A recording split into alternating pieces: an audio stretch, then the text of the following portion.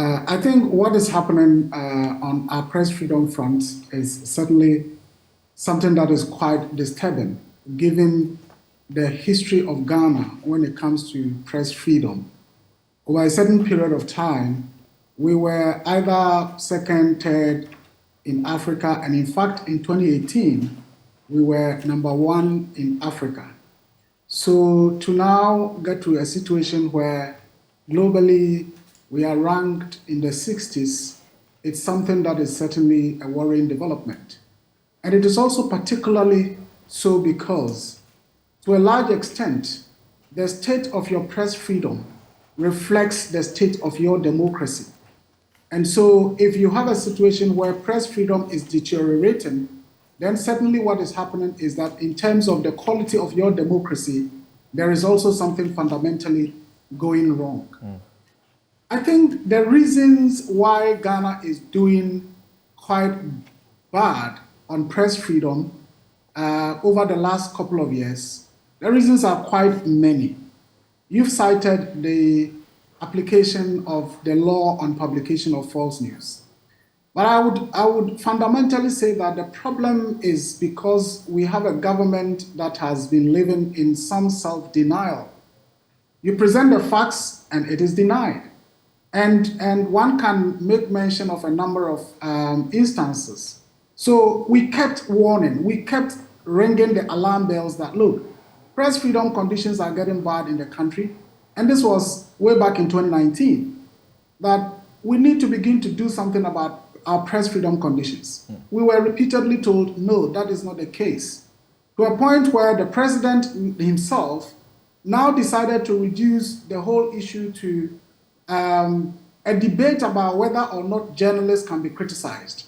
Because he says, look, we are crying over press freedom because journalists don't want to be criticized. When they are criticized, they term that an attack. So it got to a point where you had party officials, political appointees, referencing that statement and saying, oh, journalists, they think they cannot be criticized. When you criticize them, they say you are attacking them. Now, apart from that, even 2020, early 2020, the Bobia Ansa incident had happened and a few others had happened. And again, we started ringing the alarm bells. And we had one of the advisors, the presidential advisors of media, Madam Elizabeth Ohene, actually writing a piece, literally attacking the Media Foundation, accusing us of being biased against the government for saying what we are saying, including an interview that I had done with the BBC talking about the state of our press freedom. 2 days later, the Reporters Without Borders ranking was released, and Ghana had dropped from its 30th position to the 60th position.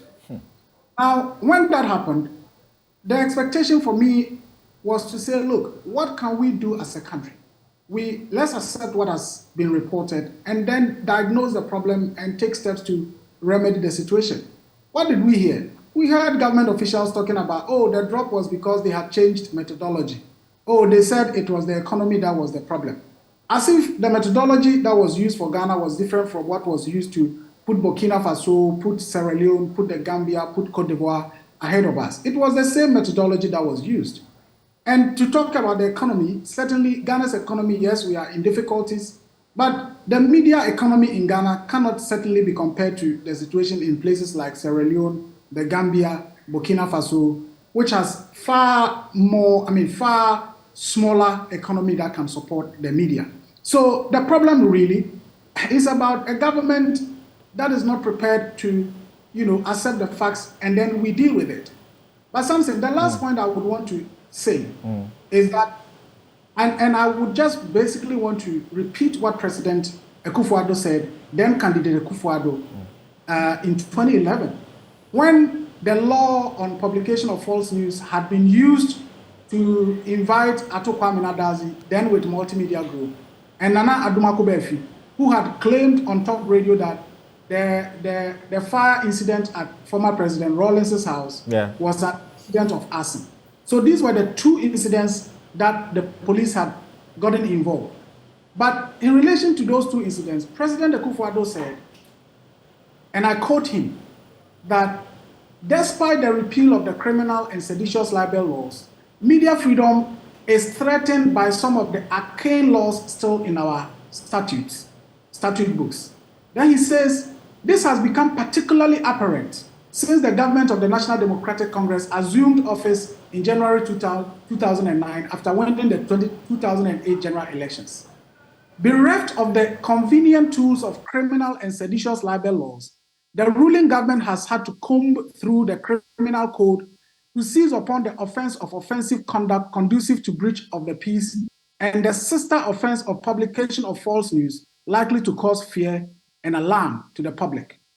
He described this as, and I quote him, a desperate attempt to keep in check robust media by the government. He then went on to say that the problem with the law on publication of false news is that it is, as it stands now, it is overly broad and more directed at the mere expression and the state, the mere expression and the state of mind, namely fear and alarm, which at best of the worlds is difficult to determine. Then he says, as the offense of publication of false news therefore currently stands, it is in my view inconsistent with the constitutional provisions on freedom of expression, being overly broad and accordingly not proportionate to the legitimate public interest sought to be protected. The laws haven't changed. Curiously or ironically, the man who was saying this in 2011 today is the president of our country. And under his regime, these laws are being applied more than any other regime in the Fourth Republic. So the question is, what has changed? And for me, these are the reasons why Ghana keeps dropping in the global press freedom ranking, very, very unfortunately. So you are in support of the growing calls for the repeal, particularly of Section 76 of the Electronic Communications Act, which is on false communication, and also Section 208 of the Criminal Offences Act, which is on publication of false news with intent to cause fear and alarm to the public. You are for their repeal? Absolutely. And the Media Foundation joined the GJA, the GIBA and PRIMPAC and GCRN in making a common and a unanimous appeal that those laws have to be repealed, and basically affirming the position of candidate Akufo-Addo, now President Akufo-Addo, as far as the application of those laws are concerned. Right. But in terms of even statistics, if you take the last 4 years of President Kufuor, for which we have data, there were a total of 63 incidents of violations. Under Mahama Mills, and I'll say Mills Mahama because Mills did like 2.5 years, then Mahama continued, there were a total of 56 incidents. Under John Mahama's four-year term, it dropped to 44 incidents. Under President Akufo-Addo's first term, 2017-2020, it increased to 74 incidents of violations. And then 2021-2022, 36 so far. We haven't included what has happened over the last 4 or 5 months of this year. So if we're talking about 2 years and it's 36, then perhaps it's going to be almost around the same as what briefly tell us about the nature of these incidents that you refer to. So generally, we track attacks on journalists. We track arrests and quite often arbitrary arrests, such as what we've been witnessing. The use of the application of the law on publication of false news, and in most instances, is about a defamatory or alleged defamatory statements being made, and then journalists are picked up. We are talking about storming media houses. We are talking about confiscation and seizure of equipment. And we are talking about destruction of equipment and all those kinds of incidents that journalists are often involved in. And then the whole question about impunity, where people are attacked, abused. You can talk about Latif Idris. You can talk about other journalists who have been abused, and Swale, till date, nothing is happening. So these are the incidents that we have been tracking, and it's been consistent. But under this government, we'll be told, oh, if somebody goes to the sports stadium and then a spectator beats up a journalist, why would we say that is something that the government should be blamed for and so on? But it's always been the case. But that's a legitimate question. What should the government be doing about such a situation? You see something? I don't think that anybody would say that, Honorable Opon Nkrumah or Honorable Fati is the one who abused a journalist, for which reason we blame the government. It is about the government's actions or inaction towards these things. And that is why globally, there's a whole debate about impunity. I cannot enforce the law. It is literally government. And so when we talk about government also, certainly we are not talking about President Akufo-Addo and his cabinet alone. It's about state agencies and state institutions. What is the police doing? And as you know, over time, the security agencies that are supposed to protect us and protect journalists have turned out to be one of the most abusive institutions of our country. Right. And so it's about the attitude of the government, like what happened in Tamale recently.